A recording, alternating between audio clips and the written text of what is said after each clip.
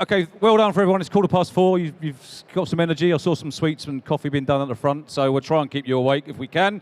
John, did you want to introduce yourself? I will do. Welcome, everyone. Good to have you with us for this session, including a bit of echo, I think.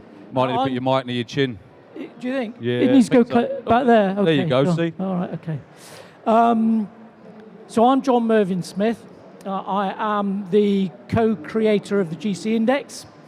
Our paths converged, or collided probably, about 10 years ago when I was running a business as a psychologist, assessing talent, profiling shortlisted candidates for jobs, and he hired me, and that was the beginning of our story. Yep, so hi, I'm Nathan. I'm Chief Polisher at the GC Index. 20 years recruitment before this come along. This all came from the recruitment industry. It came from clients asking stuff of recruitment firms. So we're going to walk you through it and hopefully you enjoy it, okay? John, do you want to kick us off? Yeah, let me do that. As recruiters, you will all know that the success of your businesses depend upon the quality of the decisions that you make for your candidates and for your clients. And in turn, the quality of those decisions will reflect the quality of the data that you use to inform those decisions.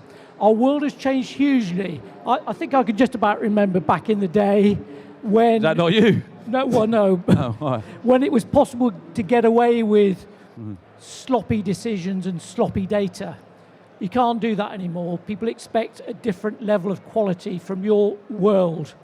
And what we're going to be looking at in the next half an hour is the way that the GC Index has raised the bar yet again in terms of the quality of data available to you for making the decisions that you need to.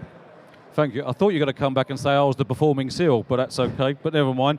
Let's. So here we are, we're talking about making people decisions. You make people decisions all day, yes, as recruiters, for your clients, within your own firm, with your clients, and typically you're going to use data to make those assessments. Now, there's a lot of data going on around this show. We're talking about data to assess candidates. That's what it's about. It's data to assess people, to help you make better people decisions. Now, typically, you're going to use some type of expertise or skills base. Yes, can my CFO count? You know, that sort of stuff, you know, that sort of skills. And you're going to look at experience. And they've done it before. Yeah, you're going to look, that typically is what your CV is going to look like. And then you're going to look at some softer skills. Either you're going to have your own intuition because you're experienced recruiters, or you're going to have some type of personality data to do that. And there are thousands of personality tools out there. Now, we measure these already, okay? So what we're not talking about is any of these things. You do this already. Yes, we need them. They're important. But we're just going to talk about a different type of data that's going to help you make more impactful decisions. Yeah? It is worth saying, because I think there were a number of conversations going on earlier on our stand about the nature of personality data. And Nathan is right, we're going to be talking about something that can contrast and complement that. Many of you will be familiar with things like Hogan and DISC and Insights and FireOB and so on. That is a rich source of data, a valuable source of data.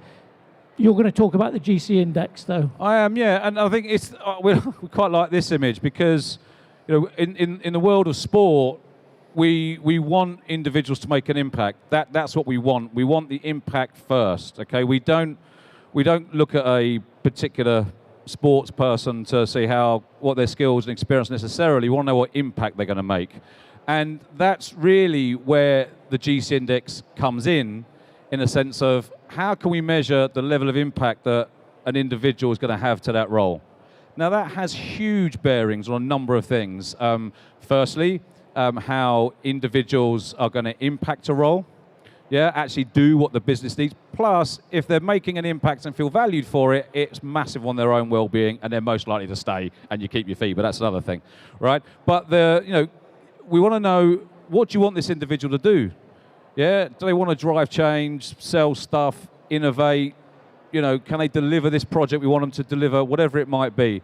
So it actually gets to the point of understanding what's the business impact we need for this role first, yeah? Yeah, I mean, and it's important to say at this point, because it's easy for people to just feel misled. This is not about measuring competence.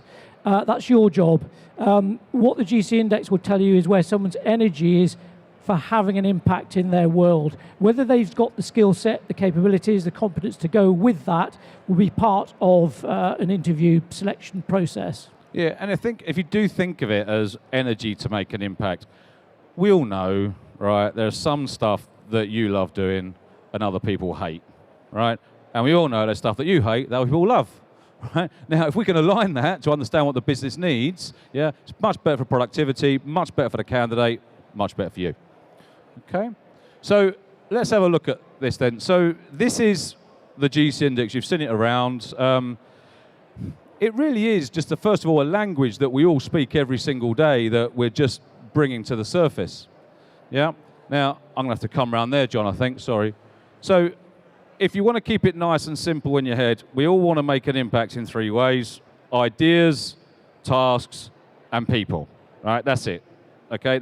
And we're either one of those, 2 of those, or a combination thereof as people.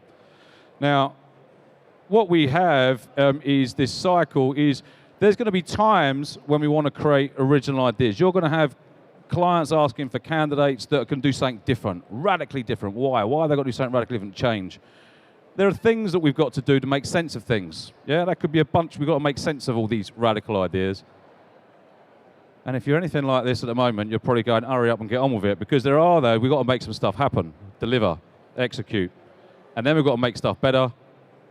And then we've got to get the best out of everyone. So this has a huge bearing on what do you want from this role.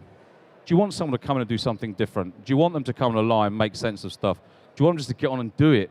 Yeah, whether that's a plumber, a nurse, a board level director, it doesn't matter.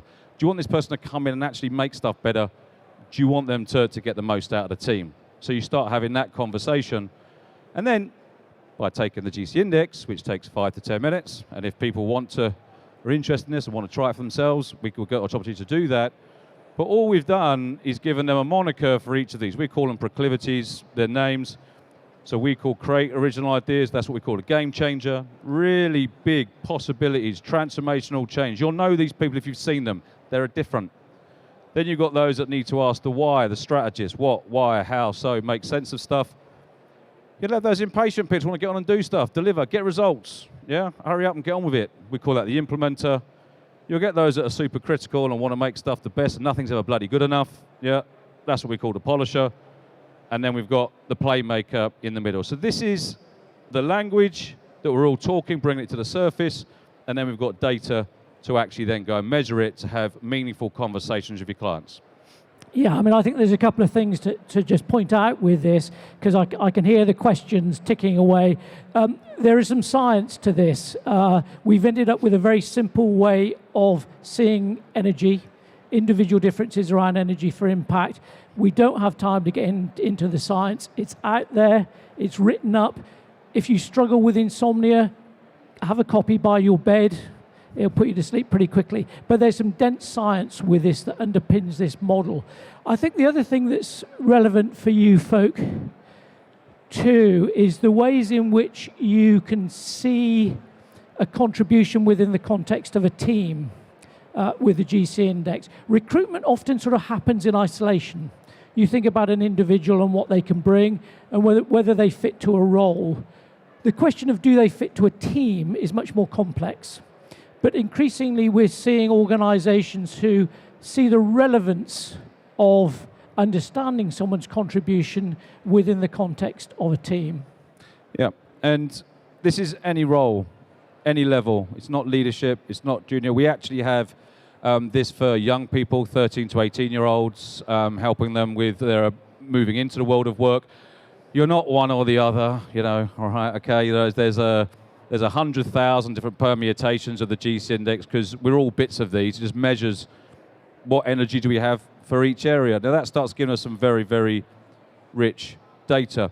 You might have a diversity and equality requirement from your clients. If you Google diversity, equality and inclusion, you'll see the GC index is an equality tool. It democratizes talent. So if you're getting those types of things as well.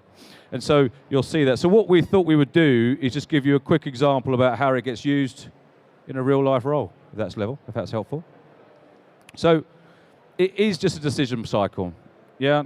What impact do we want from this role? Do we want someone to come in and do something different? Do we want them to come in and align everything? Do you want them to come in and get stuff done? And so on.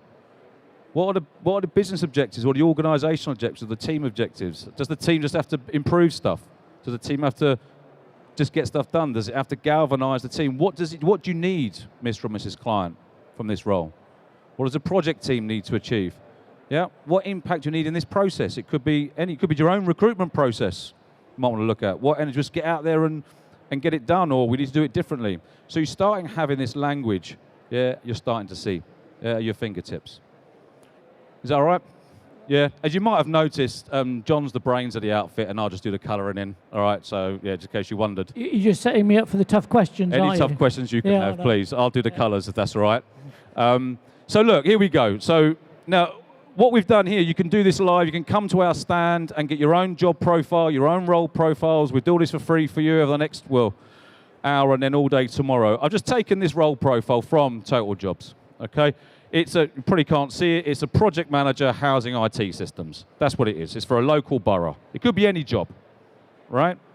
Now, let's go through the traditional method, because that's how this is going to be written. It's going to be written with what expertise we want, what experience we want, and is this person going to fit in, right? That's typically what we're going to go and do. You can take any job. So here we go, expertise. Well, they need the project management methodologies. They need communication, influencing skills, and understands the technology. Whatever it is, they need these expertise. They need this experience. They've got to have done this job before. They've got to lead multiple company-wide products, delivered this technology upgrade before. This is all stuff you'd be used to doing, yeah? And we've got some soft skills, personal, whatever it is. They've got to be resilient, accommodating, good influence, extroverted, good communication, whatever it might be. All really important. We're not saying this is not important. You still need to do this, right?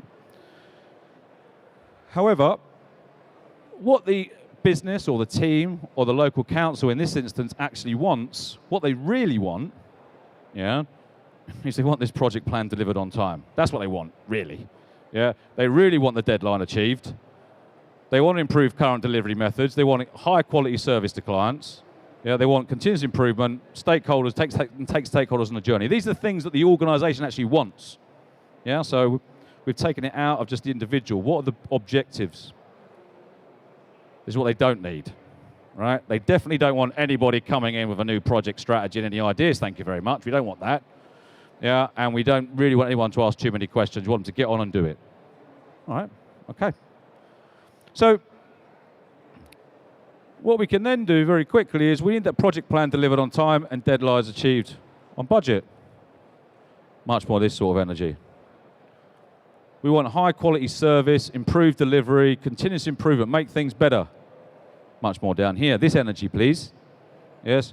And we want stakeholders taken on a journey, much more people focus and drive delivery through a team. Oh, we need someone who's a bit energized by this people stuff, maybe. Don't give me any of this stuff up here, please. Okay, we don't want that. Okay? So what we're able to do, we have an AI tool that helps you. You can go and stand and, again, run any of your job profiles through this. It doesn't cost you anything. We just do it for you over the next 2 days. And what you can do is start mapping what have you actually written your job profile in. So now we've got a job profile. We've got an energy play to the job profile. Okay? And, well, first of all, we can see if they've written it properly in the first place, because normally a role profile is a list of ingredients. Yeah, I mean, it's probably worth saying, too, that if you look at this, this spec is saying we want a playmaker implementer. We want somebody who can manage stakeholders, get stuff done through others. And that's not rocket science. You'd have guessed that for yourselves. But here's a way of actually affirming that and having that conversation with your client that says, this is what you're saying you want. Are you sure that this is what you want? Because that's the way we're going to make decisions about assess possible candidates coming through. And then if we get the data, we've got 3 candidates. I don't know if you can see those on there, but anyone like to guess what candidate might be more suited or energized for that role based on your just a quick minutes. Just the mechanics very quickly. 1 to 10. 10 is strong energy, 4 ones and twos, low energy thought. It's a simple read. That's how it works in terms of the mechanics of it. Sorry, you think number 2, this one? Yeah? Makes sense now, right? You get it. It's that simple. That's all it is. That simple. We're not saying we're assuming they've all got the same skills, personality, the same CVs. We're assuming they can do the job. But if we want to go that little bit extra, have a little bit of an edge, yeah, it just helps us whether this person's going to be energized to stay in a role. You put this person in that role, they could probably do it. But over a sustained period of time, they'll get de-energized, they won't be in that role, they'll leave, they'll be disruptive, and so on. That will happen. So that's all we wanted to say to you, because, John, you got... What? What? Where are you going next? The end. Oh, gosh, we got time for questions. We might if they've got any. If not, we're done. We can get them home early. Right? Okay. Yeah. They can come down to the stand and play with GC Translate if they wish. So, well, let's check out. Do we have any questions, observations, nuggets of wisdom are always nice if you've got any? Yeah. Can you... I'm just curious, how is the candidate being assessed? How is the candidate being assessed? How's the candidate being assessed? Yeah, no, this is a good question. All right. So, I'm assuming the question is about how you use this within a selection recruitment process. I'm able to talk about this, so shall I tell a story? I'll tell a story, okay. All right. So the first time I used this in a selection process was about 5 years ago now, and it was for the selection of a new chief executive of Rotherham Metropolitan Borough Council. They'd been in special measures for some years in Rotherham. Some of you will know the story. They were recruiting for a chief exec. And I said to the selection panel, do you mind if I have a go at the GC index, see how it works? Along with, can't remember what else I used, Hogan or something else. And I had a short list of 4 people, 2 men and 2 women. They were all very, very capable candidates. You'd expect that. They could all do the job, so they would tick the other 3 boxes.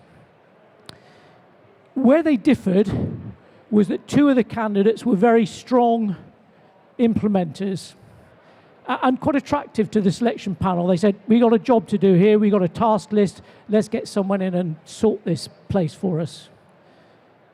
The other 2 candidates were both playmakers.